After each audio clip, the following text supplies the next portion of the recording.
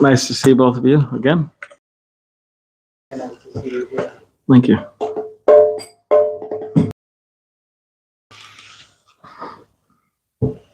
So, baby. Okay. Satori Hare Krishna. Okay, so yeah, we'll have a short kirtan and then our discussion. So, it seems like this should work, right? It should hold up. Okay. Yeah, somebody have some cartels? Okay. Krishna, Hare Krishna, Krishna Krishna, Hare Hare, Hare Rama, Hare Rama, Rama Rama, Hare Hare.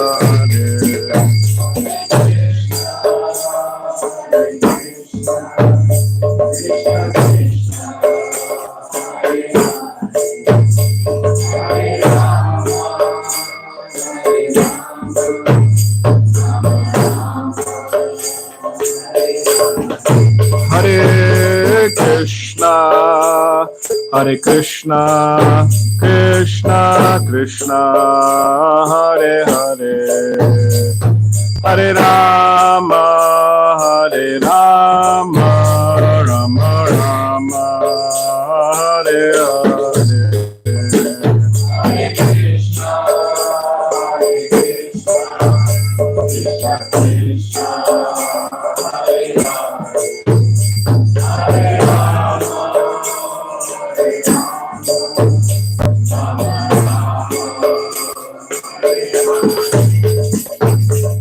Hare Krishna, Hare Krishna, Krishna Krishna, Hare Hare.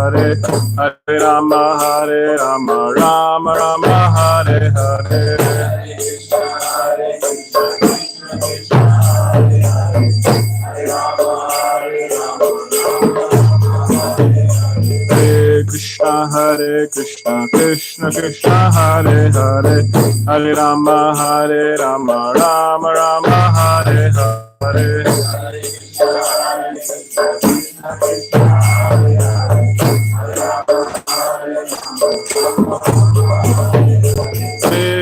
Hare Krishna, Krishna Krishna, Hare Hare, Hare Rama, Rama Rama, Hare Hare.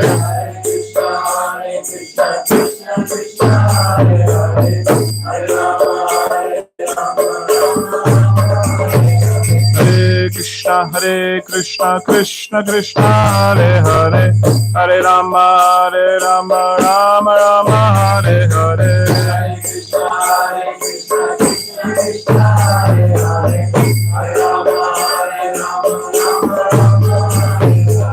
Hare Krishna, Krishna Krishna, Hare Hare, Hare Rama, Rama Rama, Hare Hare.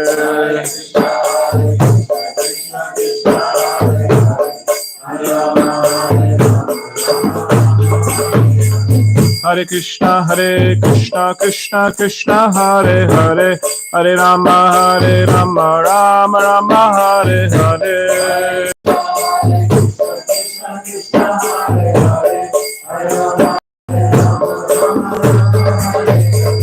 Hare Krishna, Krishna Krishna, Hare Hare, Hare Rama, Rama Rama, Hare Hare.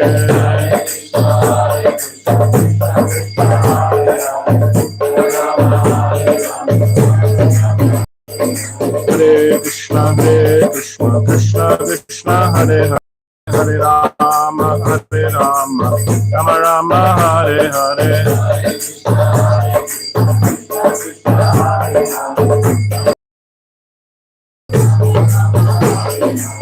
Hare Krishna, Hare Hare, Hare Rama, Hare.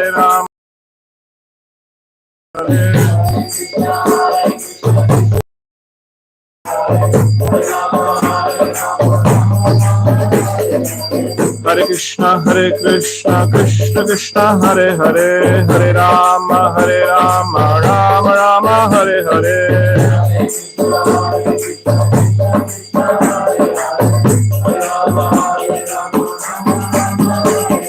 Hare Krishna, Hare Krishna, Krishna Krishna, Hare Hare, Hare Rama, Rama Rama, Hare Hare.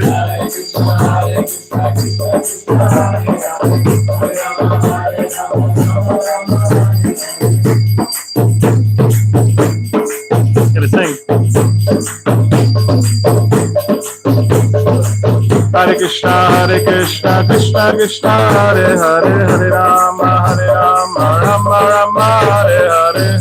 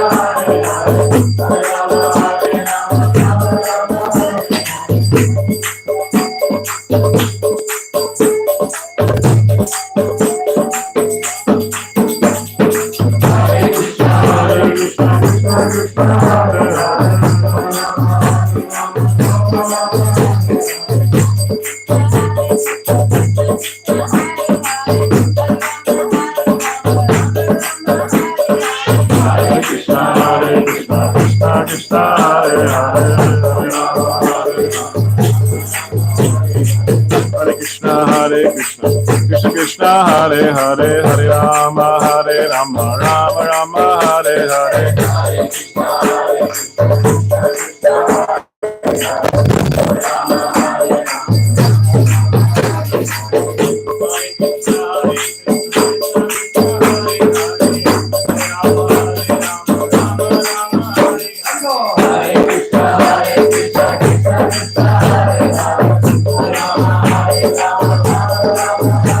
Hare Krishna, Krishna Krishna, Hare Hare, Hare Rama, Rama Rama, Hare Hare.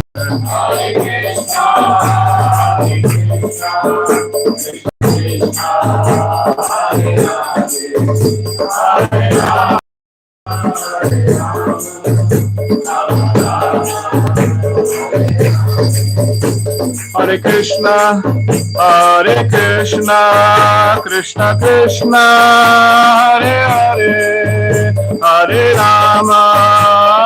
Rama, Rama Rama, Hare Hare.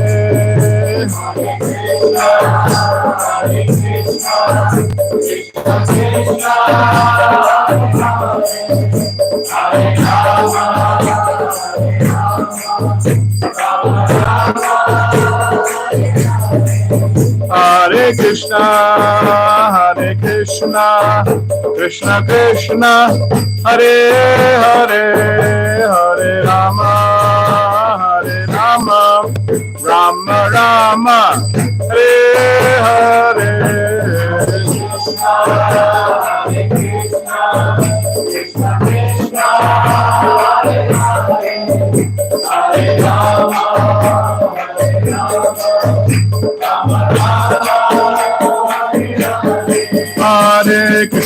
Hare Krishna, Krishna Krishna, Hare Hare, Hare Rama, Rama Rama, Hare Krishna, Krishna Krishna, Hare Hare, Hare Rama, Rama Rama, Hare Hare. Hare Krishna, Hare Hare, Hare Rama, Hare Krishna Krishna Krishna, Hare Hare, Hare Rama, Rama Rama, Hare Hare. Hare Rama, Hare Rama,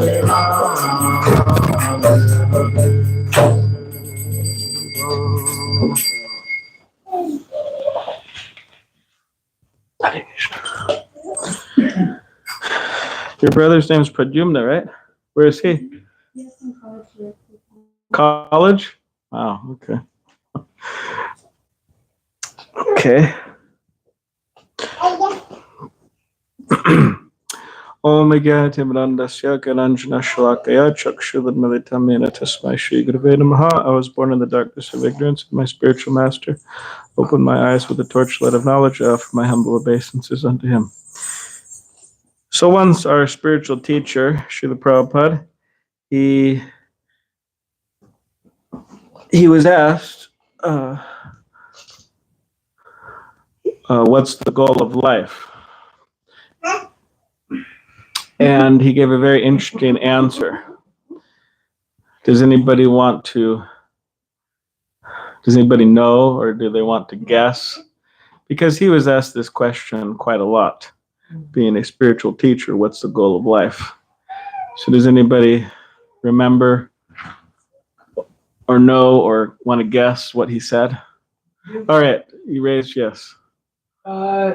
Reach enlightenment, which I don't really know what that means. And then help others do You're the same. humble.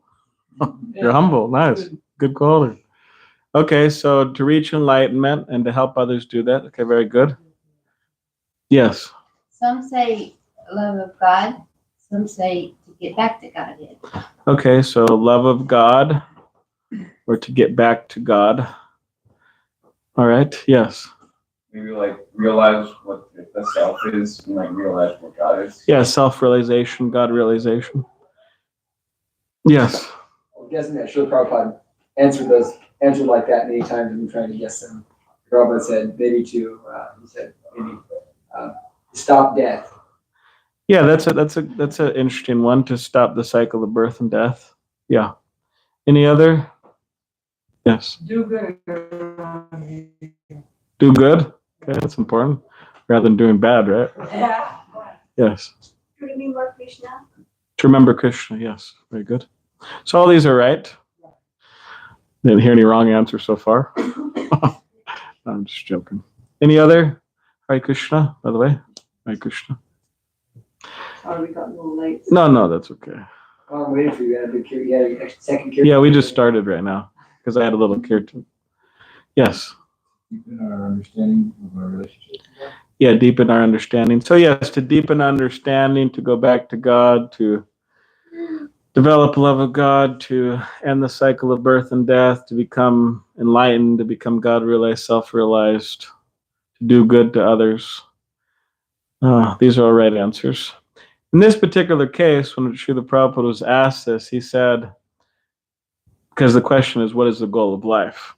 You know, they're asking Prabhupada that question. So in this particular case, Srila Prabhupada said that the goal of life is to enjoy. It's interesting. And I mean, you talk with most people, right, nowadays, and yeah, everybody will agree with that. Right? The goal of life is to enjoy. Who will disagree? There might be some, I don't know, heavy-duty philosophers, or I don't know, type of guys out there. So no, the goal of life is not to enjoy. But most people will agree with that. The goal of life is to enjoy. So, but then he went on to explain that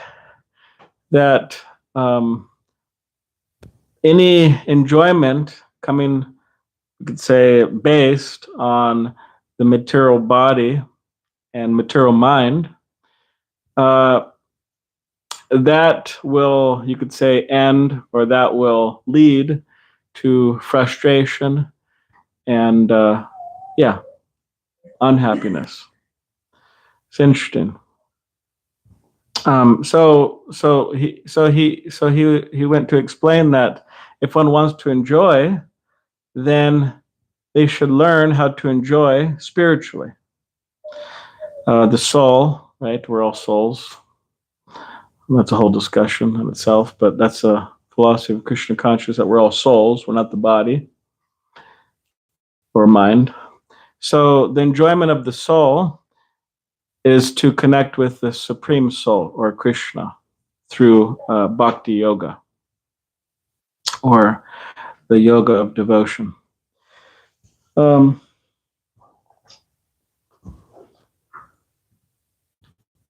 Did you happen to get that water? Okay. I have imperfect senses still. I'm working on it.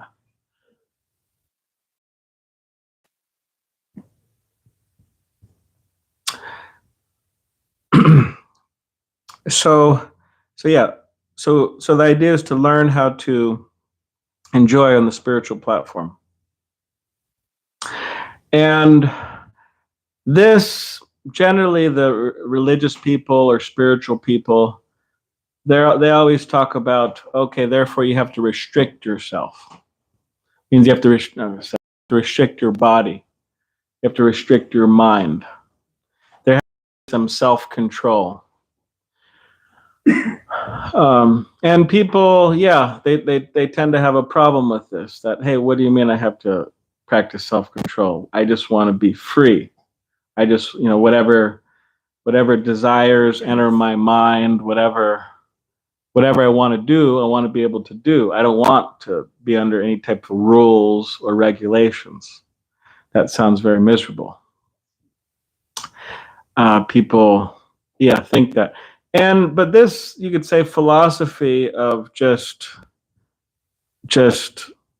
engage yourself materially with no sense of regulations or rules or anything like this, has been practiced for quite some years now in the world. And what has it led to? Anyone want to? What do you think it's? Or we'll put it this way, because it may not be that everybody thinks that this type of behavior leads to the world's situation. But let's put it this way, that, okay, what is the situation of the world today, largely? We're talking about problems. Suffering. Yes. Destruction, suffering, chaos. Doesn't seem like there's much suffering in this room right now, right? Evil. Maybe there is, but evil, yeah. There's been a lot of, chaos. They call it like polycrisis. Many problems intersecting. So you have like a economical crisis. You have what other? Environmental, mental health crisis, political, financial. And people are worried about it. People are really worried about it. Especially people between the ages of 14 and 30. Somehow, there's been good old statistics about that. Stanford and other such places. But between 14 and 30, people are just really worried. Like, what's going to happen? What is going to happen in the future? Like, if things go on like this, what's going to happen? And they think that, what's the use? I mean, because generally people, I mean, it's a common thing in life. People want to have children, for example. Very common joy of life. I'm not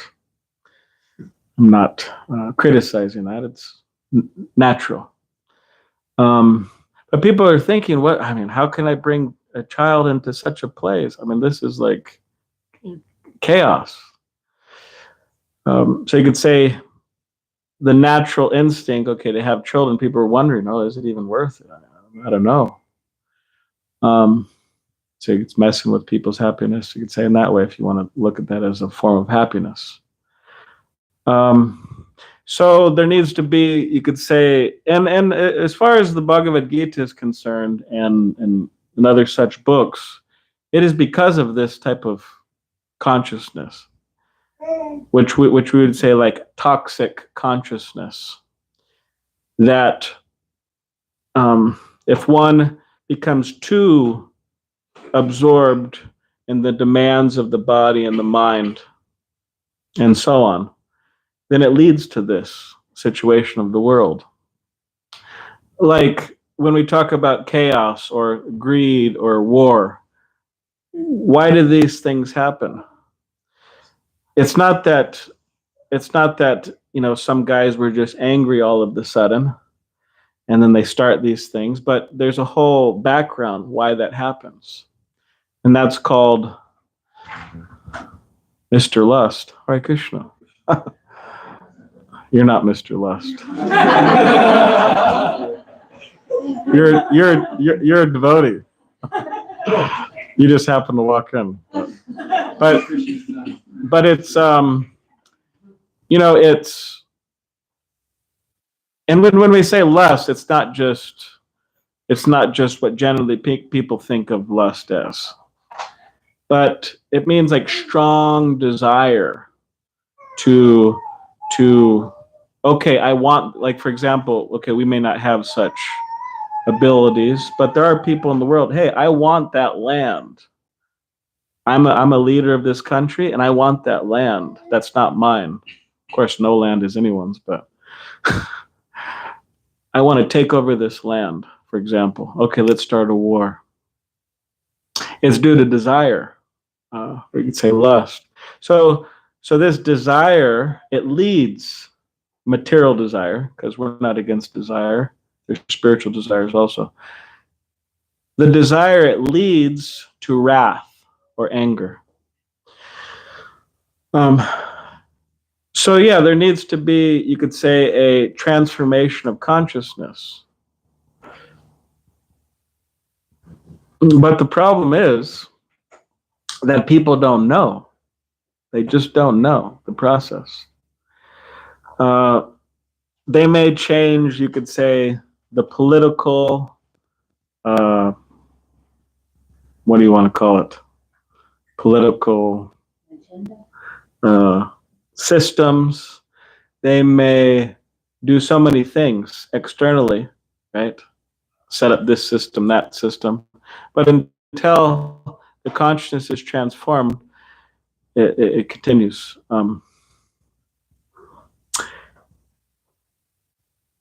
So therefore, Krishna explains in the Bhagavad Gita in chapter 2, text 64,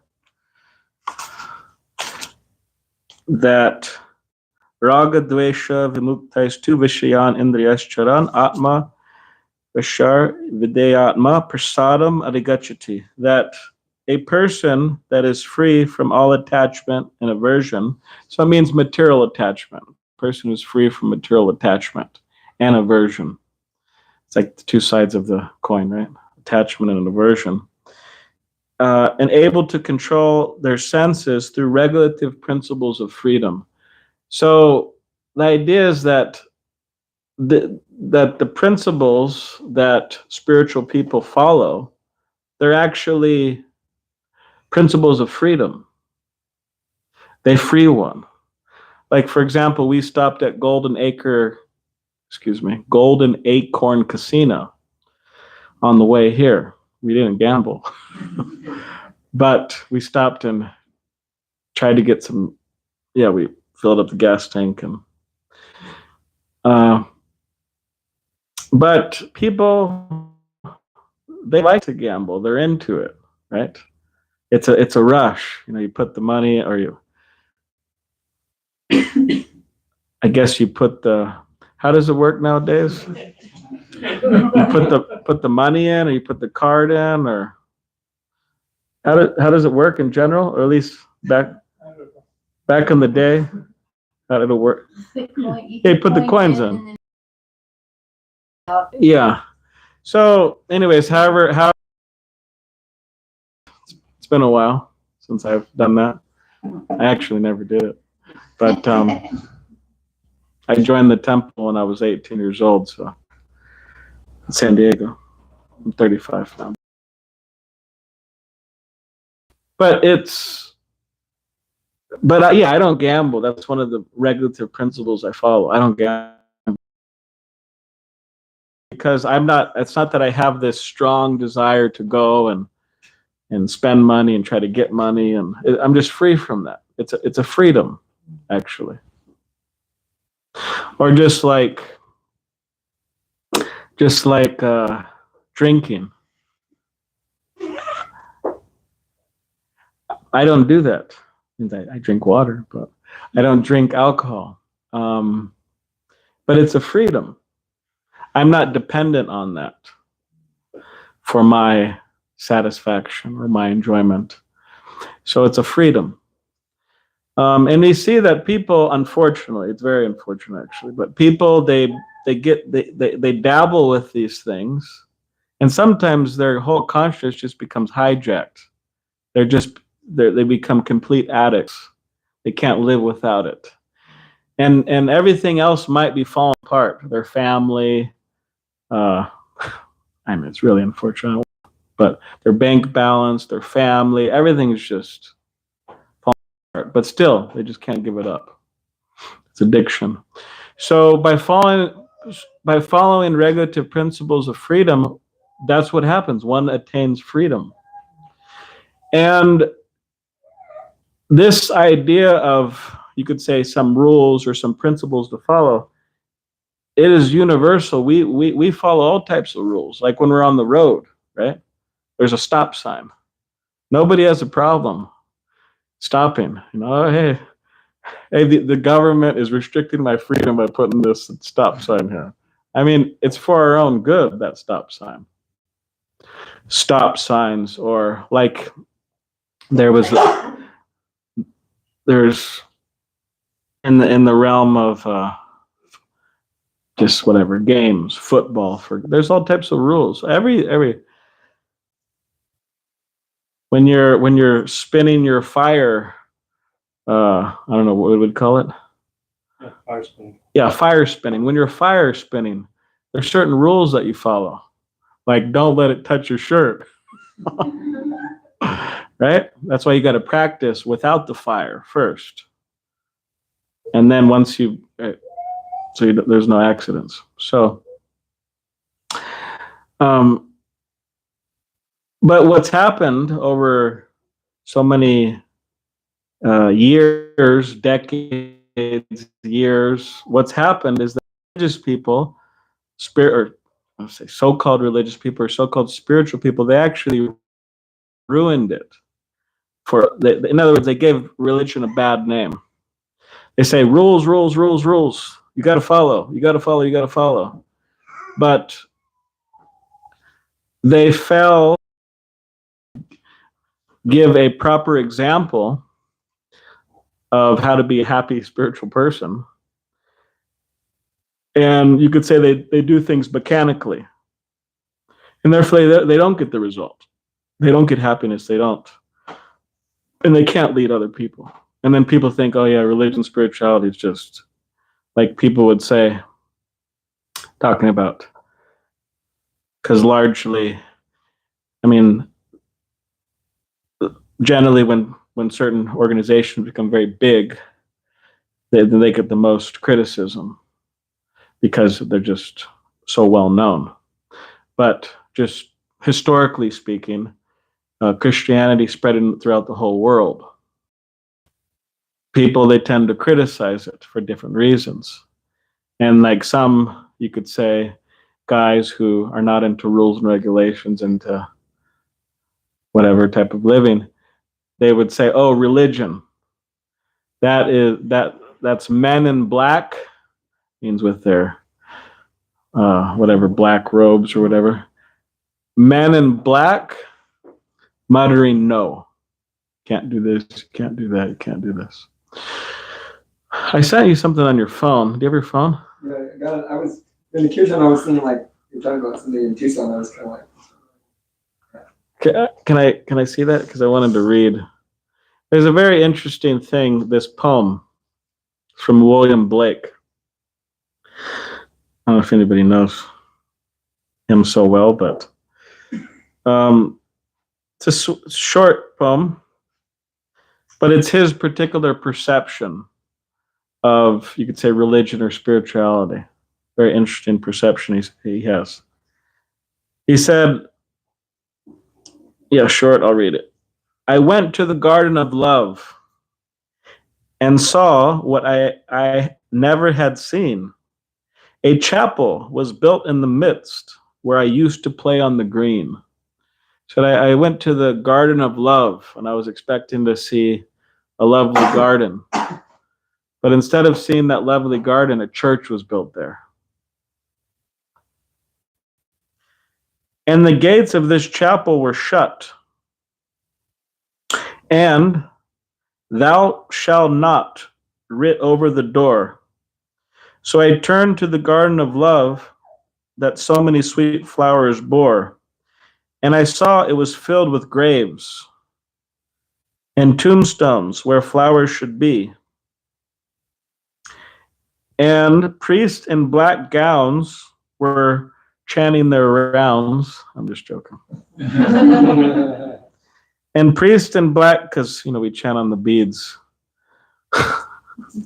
We chant on our beads here, which we call rounds, because you go in a circle, So the poem is saying, and priests in black gowns were chanting their rounds. But it says, and priests in black gowns were walking their rounds, just walking around. And binding with briars means like, it's not, I don't think it's a very common word, but binding with briars, it's like thorns. Binding with thorns, my joys and desires. That's the end of it. So he's saying that, yes, there was this whole prospect of enjoyment, and then there's a church here. And then on that church, it says, thou shalt not. You shouldn't do this. You shouldn't do that. And then there's these men walking around with their black gowns on, making their rounds. And they're saying, and they are saying, thou shalt not, but they're also, you could say, he says, binding with thorns my joys and desires. So they're restricting me from my real happiness. So this is the conception that is there. And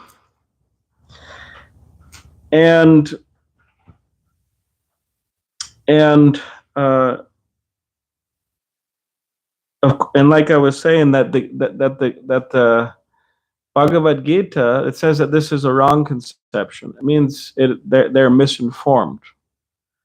It means that they tried to either they were learning spirituality or religion from teachers who don't know what they're talking about, or hypocritical, or they themselves do not have the experience. So the idea is that if we want freedom, if we want all of these things, then Krishna is saying in the Bhagavad Gita, he's not saying that, okay, you have to believe. Nowhere in the Bhagavad Gita does Krishna say you have to believe. But he's just outlining knowledge, and then he's saying that you do the investigation. You at least try it and see if it produces freedom. Okay, so we'll stop there. That was 5, 10, 15, 20, 25 minutes. Does anybody have any comments? Okay, yes. I might have offended that guy. I know he walked out. No, he always has to leave early. Oh, okay. See, I'm speculating. Yes. Should we always follow rules? Like, if someone had a gun to your head and they're like saying, eat the burger, please, or I'm gonna kill you. Like, shouldn't you eat the burger? Like, you shouldn't always follow rules, right? You should be like following what the intended purpose of the rules are, right? I mean, someone might think that he's got a gun to his head, and then, because some people have attachments to such things. Some, even after taking the Krishna conscious, they got a gun to the head, and the guy saying, eat the burger, and all right, I've been waiting for someone to tell me to do that. No choice. I mean, some people are just really discussed it. But anyways, well, I mean, yeah, of course, nothing is, as the saying goes, right? Nothing's black and white. There's all types of different circumstances. Like, for example, there was famously in the Mahabharata, there was one book, Mahabharata, there was a family that was being chased by some murderers, and there was this very truthful person there. And then these murderers came and they said, "Oh, do you know where that family went?" And he said, "Yeah, that way." And it was clear what those people were going to go do to those people, and they went and they harmed those people. So it said that person later, for following truthfulness, he had very severe reactions, karmic reactions. So sometimes, we have to lie, but we have to lie in an honest way.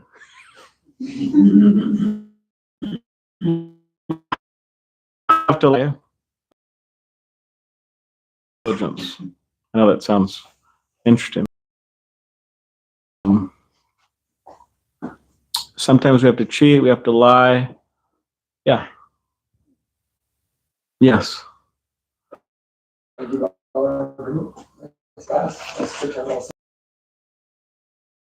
you're talking about rules and regulations and discipline, and you're a very disciplined person. You have been for many years. And we're also, some of us live in the temple and are practicing serious discipline. And did you ever find a point that it became easier, or were you always just very good at it, or did you find that over time it became much easier? Or did you find that at one point you really, really felt like it started to click and you started to really go beyond a lot of material desires? Or what's your experience? Well, thank you for your question. I grew up, my mother and father, they split when I was a teenager. Surprise, surprise, it's common these days. But my mother, she was very liberal with me. I never got grounded. I never got punished in any way, shape, or form from her. But she was very loving. That's a certain type of parenting, which a lot of people disagree with. But I remember I really got in trouble one time as a teenager. I really did some stupid things. I did many stupid things as a teenager. And most people, they would be really angry and fed up with their son if they did such things. So, but then my sisters, they joked years later and they said, "Oh, remember when Bronson did that?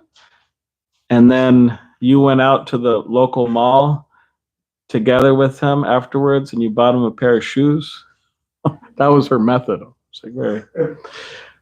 So anyways, I grew up in a way that wasn't disciplined. So it's not that I was naturally into discipline. But when I came to the temple, it made sense that, okay, if I want freedom, if I want God realization, if I want self-realization, there's a process. If I want spiritualization, there's a process. And it doesn't just happen by not following the process. Just like if you're into these Olympic trainers, I mean, those people are serious. They're not hanging out with certain people. They're going to sleep at certain times, waking up, eating certain things. I mean, everything's super calculated because they're trying to achieve a particular goal. So it made sense to me that there has to be some process of discipline.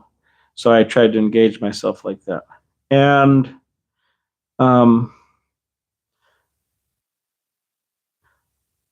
but yeah, the basic principles that over time things do get easier.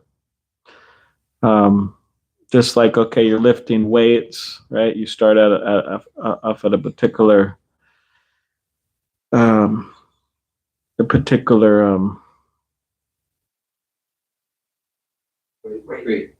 weight, and then you increase over time. So yeah, to control the mind, to control the senses, to be determined, to all of these different things. Over time, it becomes easier, and it's like, yeah, you could say things build up over time. And sometimes when you talk to people, they say, "Oh yeah, but I'm failing. I fail all the time." Well, welcome to the welcome to the real world. I mean, it's a place of failure. Sorry to say, but I was looking around. We had a festival on Wednesday, and generally I don't do this, by the way, but I was looking around at all the devotees in the temple, and I was getting to know all of them for years. So I know their past. They talk to me about their problems and their past, and I know their life journey. And I was looking around. In my mind, I was thinking, wow, this is surprising. And I wasn't seeing it in like a, like, oh, in a an offensive or critical way, like, oh, look at their past. But I was just thinking, oh, this person, was on the path and they kind of veered off, and and then they came back, and this, and then I was just kind of looking around the room, and I was thinking, wow, that's like a lot of people. Because I was looking at this person, I was looking at that person, I was looking at that person. And so in other words, I was noticing their failures, my own failures. And but that's just part of the world. And the good thing about failing is that you find out what doesn't work. If I do this, if I do this, if I don't do this, or don't, then it doesn't turn out well. So then like, I know exactly what doesn't work from my experiences and the experiences of others. So that's a nice thing. It's called experience, right? Prabhupada Srila Prabhupada had a saying, and it goes like this, that experience comes from, or how does it, it's a really good one. Well, maybe I'll think about it. What was your question or comment? It was a helpful really helpful thing that I learned when it comes to failure. That if you are in touch with your other self, it was put in this book, then there's no such thing as defeat. There's only temporary failure. And so for me, returning to the senses, but whatever your other self is, that doesn't experience fear and all these things. Failure is truly only temporary if you are in touch with this other self. Whatever that really means, I'm not entirely sure. But if you are on this path, failure isn't, it's extremely impermanent. Yes, that's true. Just like the fog. The fog, where we're driving here, there's a lot of fog. He was taking pictures of all the fog, right? Beautiful, in the mountains and fog. But it says that you could say that material consciousness or bad karmic reactions, or you could say material desires, all of these different type of negative things are just like fog in our consciousness. But once the sun comes, that fog immediately dissipates. But it's just fog, it's just temporary. So that's the idea, the sun of Krishna consciousness, S-U-N. The sun of Krishna consciousness, once it descends, it just clears all that up. So that's the idea. I remembered the comment, Srila Prabhupada's comment. It says that he said that judgment, meaning like the ability to make the right choices. Good judgment comes from experience. And experience comes from bad judgment. So you got bad judgment, and then you got experience, right? And then you got good judgment, being able to make the most beneficial choices for one. Yes.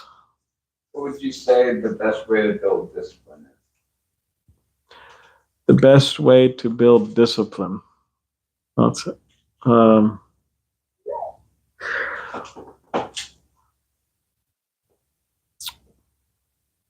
we need strength. If we don't have strength, we can't be disciplined. We need bala. Bala means strength, spiritual strength, and we need Rama. Rama means spiritual happiness. Balarama.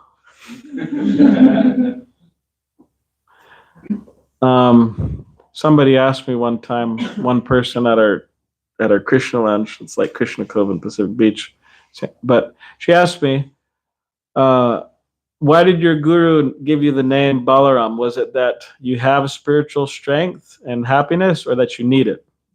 And what do you think I said?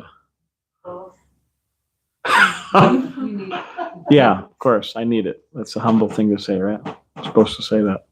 No, it's true. I need it. Everybody needs it. But so yeah, we need strength, spiritual strength. We need happiness, and then because this strength, we'll be able to be disciplined. So where do we get that strength? We get the strength from associating with strong people. If we associate with weak people, they influence us. We become weak, means spiritually. So if we associate with spiritually strong people or advanced people, we become strong. And Srila Prabhupada give the example of like, if you get like sticks, you could snap one stick very easily, but if you get them together, it's hard to snap. So if we stay together with spiritually advanced persons or interested persons, then that will help us be strong. So associated with devotees, and also our spiritual practices, chanting Hare Krishna, that gives us strength.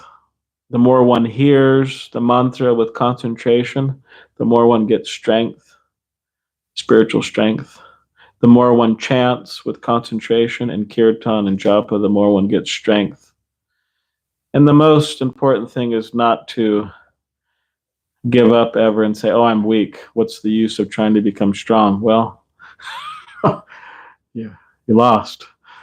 So it's important to always have that positive frame of mind that, okay, I may not be the strongest now, but I could continue and become stronger. Yes. When we're chanting Hare Krishna all the way down, are we supposed to feel the vibration in our body, or where do we concentrate? Well,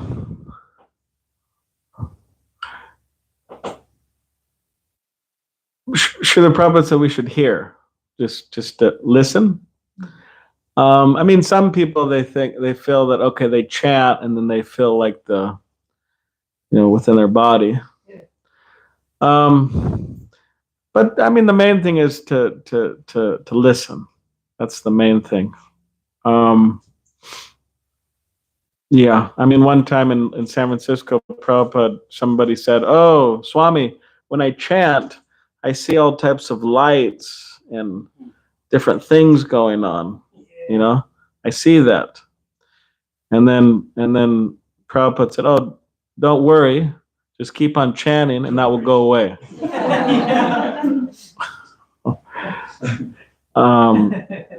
So I mean, it was interesting because he wasn't trying to be like sarcastic. He was just like honestly, yeah, I don't know what's going on, but just keep on chanting, it will go away. Like he wasn't really, he wasn't trying to like make them feel bad or anything like that. It was just kind of his honest analysis. Also, someone, yeah. So, but yeah, the main thing is to listen and concentrate. Yeah, and not, you could say, overthink it. Right. Not that you are overthinking it, but it's possible that we can. Yeah. Any other? Yes. So you're talking about the statistics of the age of 14 to 30. Yes. Distress. Yes.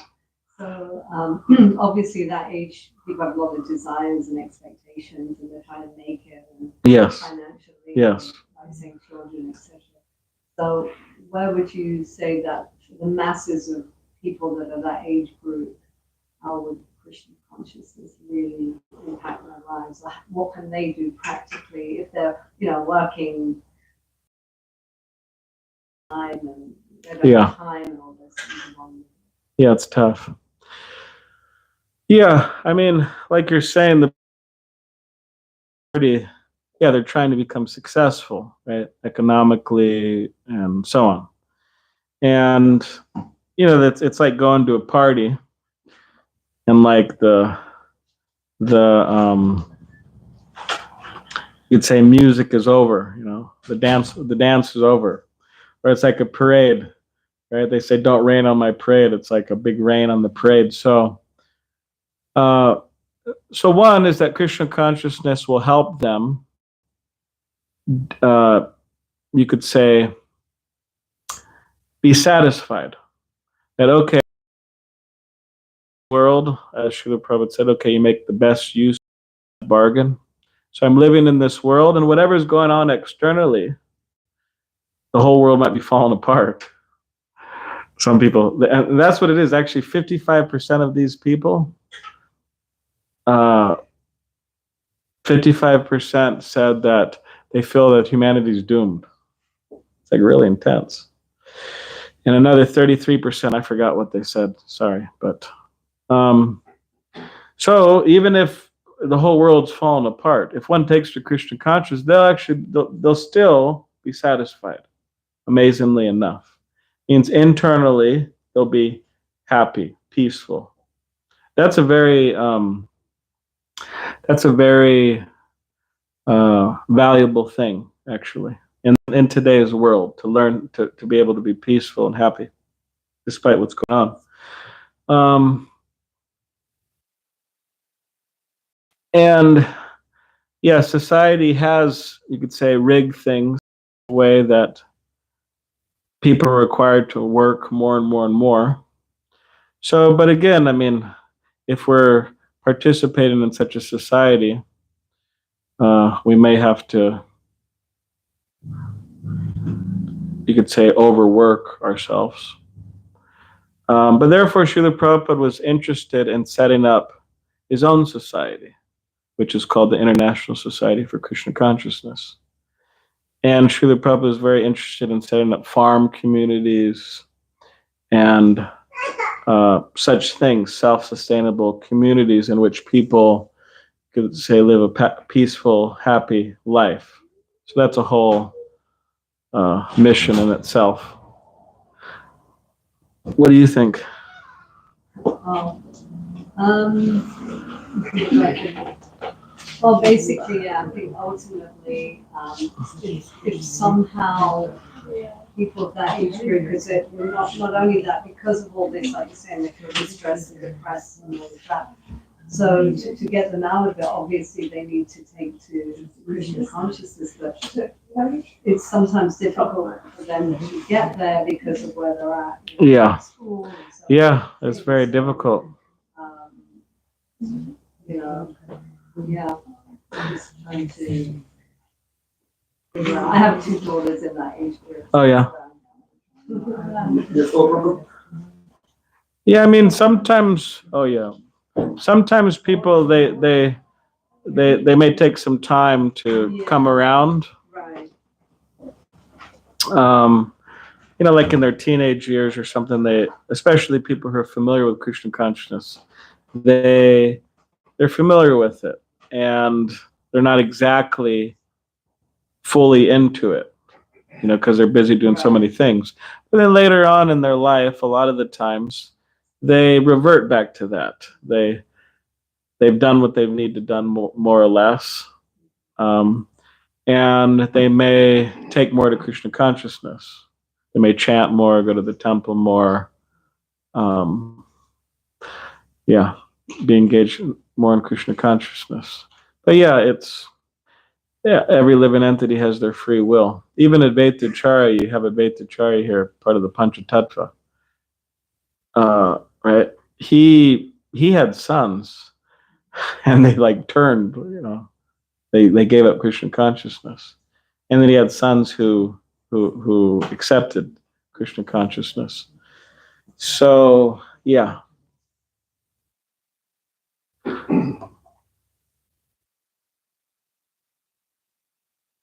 The Lord Krishna says in Bhagavad Gita, it's your karma they become.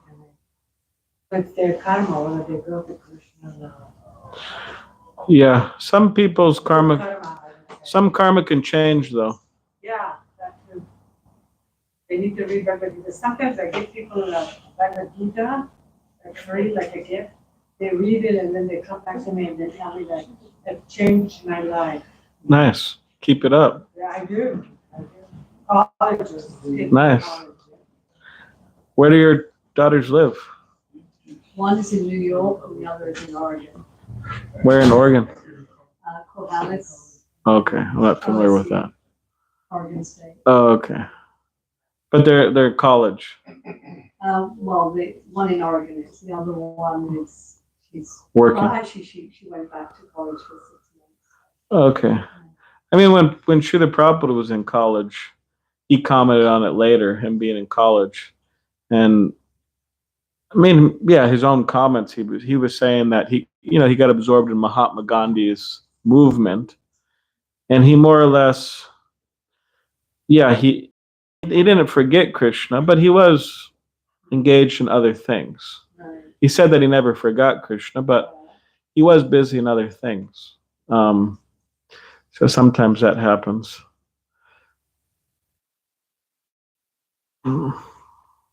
Like my sister, she's, she started a family in Oregon, Grants Pass, Oregon. And when she was younger, she was helping at the temple. She'd dress in a sari, and then, she would make garlands and help cook and do all these things. And, but I still think she has it, there in her consciousness. Like in her room, she put up this picture of Krishna. And my mother sent me a picture of that. So whatever that people have done, it does have an effect, and it's there. But yeah, she's just kind of busy in other things. And maybe later, I don't know, maybe she'll, like maybe when her, children are grown up more, and then I'll say, hey, you want to go to India? And then she goes to India, and then, I don't know, she starts getting more into the process. Who knows, Never know. Yes.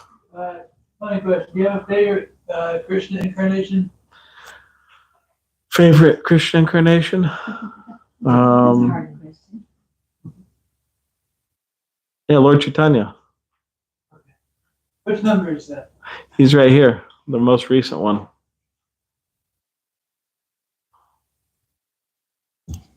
You turn this off, right? That's where the process of chanting came. Yes. Why did you join this movement? What led you to Krishna consciousness? I got one of Prabhupada's books when I was 16, Perfection of Yoga. And then I was really inspired by that knowledge. Then I came to the temple, San Diego, and I was really inspired by the devotees there. And I started chanting and doing all the different activities. And then, I gradually became convinced it was a good thing to do. And then I joined the temple for 3 months. And then later that turned into more time. Do we usually turn the mic off now, or I don't want to? What do we usually do? So whatever you feel. But do they usually turn the mic off, or? It's up to you. If you want, we can stop Yeah. the recording. Okay. Hare Krishna. Sometimes you just talk and keep it up.